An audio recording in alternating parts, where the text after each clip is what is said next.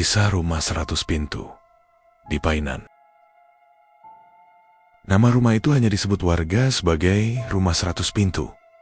Tidak ada alamat lengkap, tidak ada papan petunjuk. Yang ada hanya jalan tanah kecil di pinggiran Painan, tertutup semak dan pohon merambat, yang seolah ingin menyembunyikan bangunan tua itu dari dunia.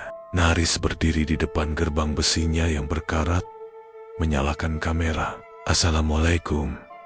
Teman-teman, hari ini kita akan masuk ke salah satu urban legend paling misterius di Sumatera Barat. Suara serangga sore terdengar bersahutan. Matahari hampir tenggelam, menyisakan cahaya oranye pucat yang memantul di gendela-gendela rumah besar itu. Dari kejauhan, rumah itu tampak seperti bangunan kolonial biasa. Namun dari dekat, ada sesuatu yang ganjil. Pintunya terlalu banyak. Bahkan dari luar, Naris bisa melihat 3 pintu berbeda, hanya di satu sisi bangunan. Sebelumnya, Naris sudah mewawancarai seorang lelaki tua di warung kopi dekat alun-alun Painan. Lelaki itu gemetar ketika Naris menyebut nama rumah ini. Jangan buka semua pintu. Rumah itu menghitung sendiri pintunya. Kadang 97, kadang 102. Yang tidak pernah berubah, hanya yang terakhir. Pintu yang terakhir itu yang mana, Pak? Orang tua itu tidak menjawab. Ia hanya menatap kosong lalu berbisik. Kalau kamu dengar suara pintu lain ikut kebuka, jangan menoleh. Kini, berdiri di depan rumah itu, peringatan itu kembali terngiang-ngiang. Tapi, kamera sudah menyala, konten harus jalan.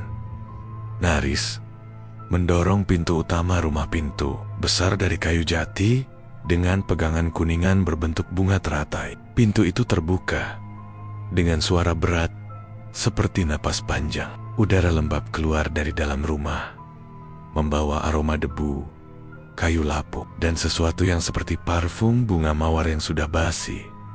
Gila, baunya kayak bekas tempat pesta lama, gumam Naris. Ia melangkah masuk. Lorong panjang menyambutnya dengan lantai kayu yang berdecit. Di kanan dan kiri, barisan pintu menyusun diri ropot-ropot seperti puluhan mata yang mengawasinya. Naris menyalakan senter. Sorot cahayanya bergetar ketika mengenai sebuah pintu di ujung lorong pintu kecil. Catnya mengelupas dan posisinya agak miring seolah tidak dipasang dengan benar, yang membuatnya merinding. Pintu itu tidak ada di foto denah kolonial yang sempat ia pelajari sebelum datang ke sini. Aneh, ini pintu dari mana? Tangan Naris tiba-tiba terasa dingin ketika menyentuh gagangnya. Ia membuka pintu itu perlahan. Di baliknya, bukan ruangan kecil seperti dugaan, bukan pula gudang, melainkan lorong lain, lebih gelap, lebih sempit, dan lebih panjang. Dan ketika Naris melangkah masuk satu langkah, dia mendengar sesuatu suara halus seperti kain bergesekan. Bukan dari depan, tapi di sampingnya, di lorong yang seharusnya kosong. Seseorang berjalan bersamanya. Naris mematikan napas, menajamkan telinga. Suara itu berhenti. Rumah kembali sunyi, terlalu sunyi. Ketika ia menoleh ke arah pintu yang barusan dibuka, pintu itu tidak lagi menempel di dinding yang sama. Posisinya berubah sedikit, seperti bergeser. Seolah-olah rumah ini sedang memutuskan kemana ia ingin membawa tamunya, dan Naris baru saja membuka pintu pertama. Lorong sempit itu seakan menelan cahaya senter Naris. Setiap langkahnya memantul sebagai gema kecil, seperti ada langkah lain menirunya dengan jeda sepersekian detik. Nafasnya terasa dingin, seolah udara di lorong ini berasal dari tempat yang tidak pernah tersentuh matahari. Setelah berjalan beberapa meter, sesuatu membuat bulu kuduknya berdiri. Pintu kecil yang tadi ia buka masih terbuka lebar, tetapi tidak bergerak sedikit pun, tidak bergoyang, tidak menutup. Padahal tadi engselnya tampak rapuh dan hampir terlepas. Aneh, gumamnya sambil melangkah mundur perlahan. Ia memutuskan untuk kembali. Belum terlalu jauh, dan ia tidak ingin tersesat di ruangan yang tidak jelas bentuknya. Namun begitu ia berjalan mendekati pintu itu, Naris mulai mendengar sesuatu dari balik celah pintu. Musik waltz, lembut, serak, seperti keluar dari gramofon tua yang jarang diputar. Naris menyalakan kamera. Teman-teman, kalian dengar nggak? Ini suara musik apa? Padahal rumahnya kosong. Musik itu semakin jelas, ada suara percakapan samar. Laki-laki dan perempuan, bahasanya seperti Belanda kuno. Toa Castle, dan atmosfer pesta yang seharusnya tidak mungkin ada di rumah kosong selama puluhan tahun. Tiba-tiba angin dingin meniup tengkuk Naris. Ia spontan menoleh ke lorong gelap di belakangnya. Center menangkap siluet perempuan berdiri di ujung lorong.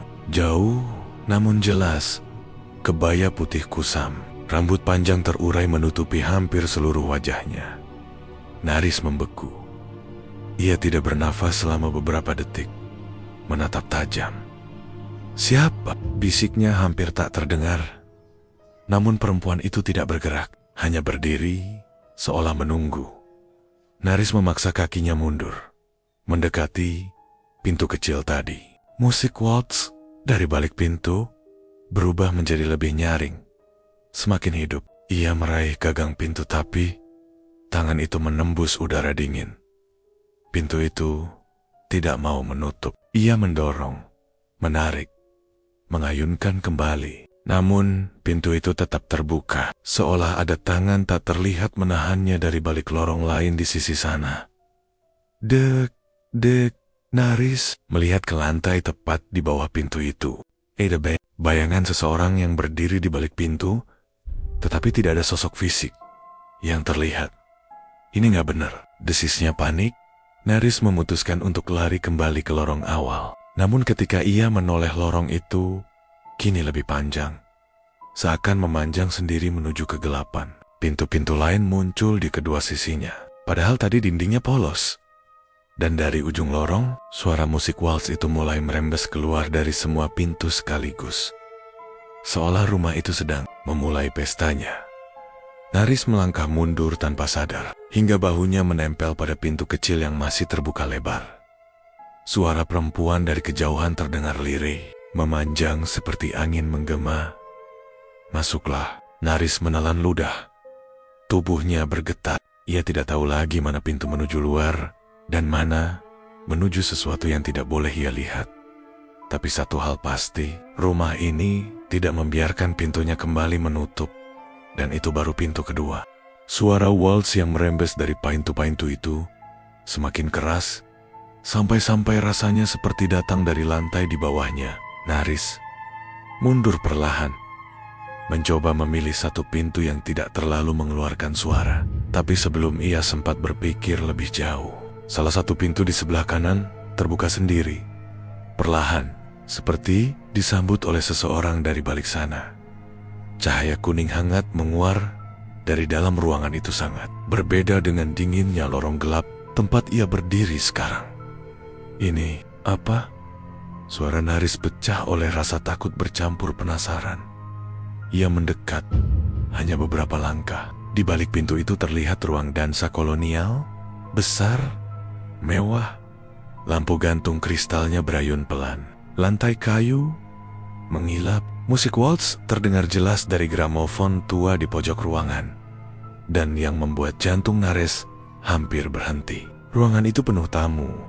Lelaki dan perempuan berpakaian era kolonial, kabia, elegan. Gaun panjang renda, setelan jas putih semua, tampak sedang menari. Namun, wajah mereka semar, bukan tertutup, tapi seperti tidak selesai tergambar. Kabur, berbayang, seperti asap yang membentuk tubuh.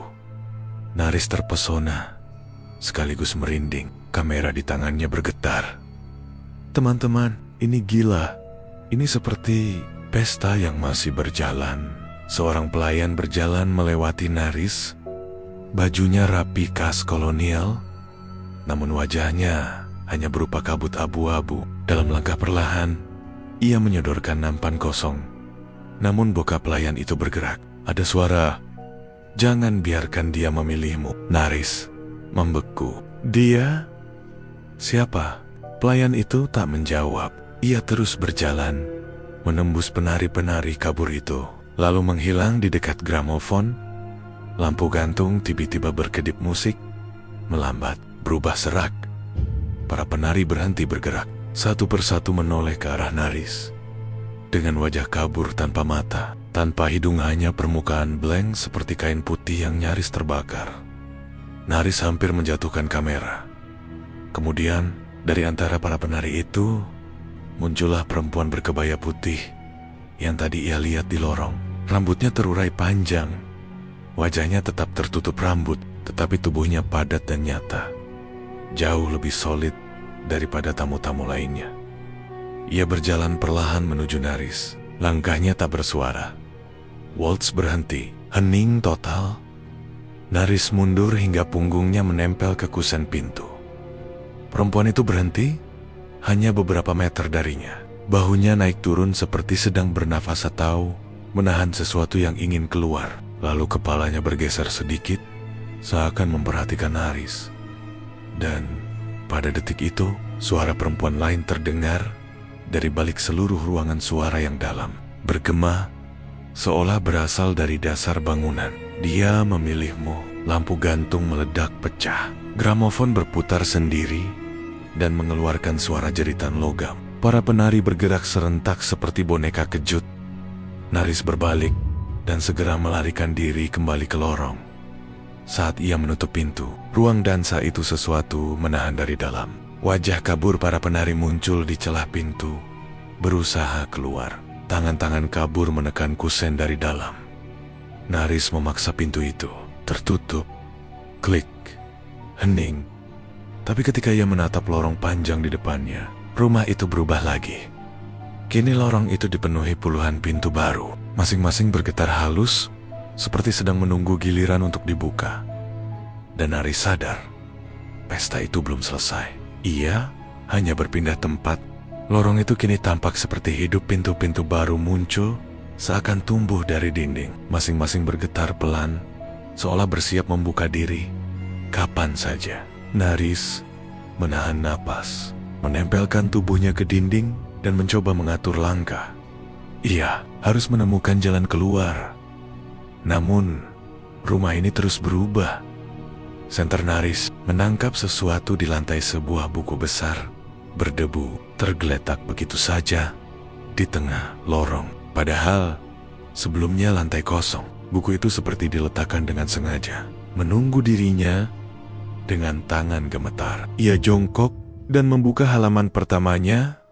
Tulisan tinta hitam memenuhi halaman. Daftar tamu rumah, 100 pintu nama-nama, tercatat rapi, lengkap dengan tanggal kunjungan. Ada yang berasal dari tahun 1930-an, ada yang dari 1945, bahkan ada yang dari 1980-an. Banyak nama itu ditandai dengan tinta merah, dan sebagian besar nama adalah orang-orang yang pernah dilaporkan hilang di Painan. Naris menjilat bibirnya yang kering. Ia membalik halaman cepat-cepat, mencari sesuatu yang tidak ingin ia temukan, tetapi entah kenapa ia yakin ada. Halaman terakhir membuat jantungnya hampir berhenti. Tertulis di sana, dengan tinta merah yang masih basah, Naris angkasa, 27 Oktober. Bertangannya gemetar hebat. Tidak mungkin. Siapa yang nulis ini? Saat ia menatap tinta merah itu lebih dekat, tinta tersebut mulai merembes, mengalir seperti darah hangat. Tetesannya jatuh ke lantai kayu, menimbulkan suara kecil tik-tik. Lorong tiba-tiba dipenuhi angin dingin. Pintu-pintu di kiri kanan bergetar lebih keras. Kemudian, dari kejauhan, terdengar suara langkah pelan yang sangat dikenal Naris. Suara perempuan berkebaya putih itu. Langkahnya teratur, pelan, menyeret ujung kain. Naris menutup buku tamu itu dan bangkit tergesa-gesa. Ia berlari sepanjang lorong, namun beberapa pintu terbuka sendiri ketika ia melewatinya, memperlihatkan ruangan-ruangan asing. Ruang makan besar, kamar kecil yang penuh cermin, lorong lain dengan jendela menuju gelap, Bahkan satu pintu yang hanya berisi dinding kosong dipenuhi noda merah suara langka. Semakin dekat, namun bukan hanya langkah itu. Kini terdengar bisikan-bisikan dari balik pintu, dari bawah lantai, dari balik dinding. Dia memilihmu. Namamu sudah ditulis. Maskla. Naris menutup telinga, berlari, menabrak salah satu pintu di ujung lorong. Pintu itu terbuka, menampakkan sebuah ruangan kecil dengan meja tua di tengahnya. Di atas meja itu ada buku tamu lain, lebih tua, lebih lusuh. Ia membuka halamannya. Halaman itu kosong. Kemudian, perlahan huruf-huruf mulai muncul sendiri, seperti ditulis oleh tangan tak terlihat. Selamat datang tamu tarekir. Naris tersentak, menjatuhkan buku itu.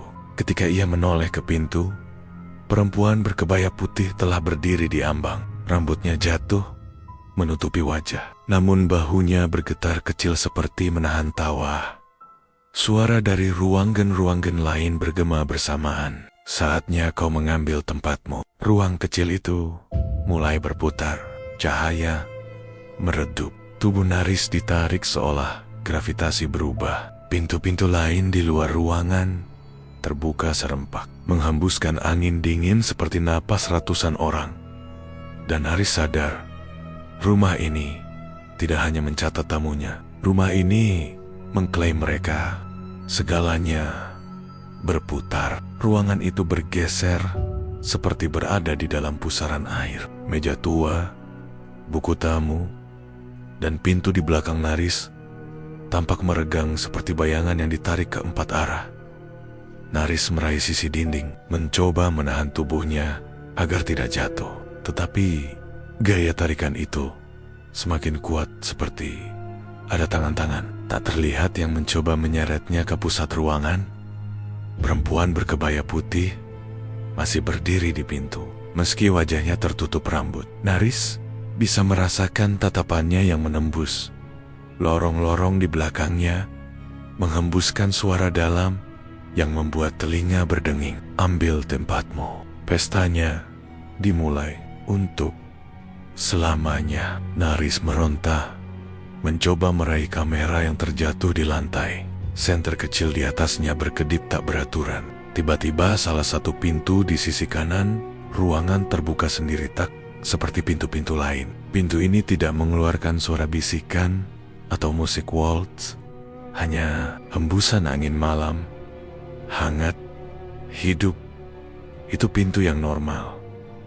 Naris menyeret tubuhnya ke arah pintu itu. Tangan-tangan tak terlihat menarik pergelangan kakinya. Pintu-pintu lain terbuka serempak, memperlihatkan ruangan-ruangan yang mustahil.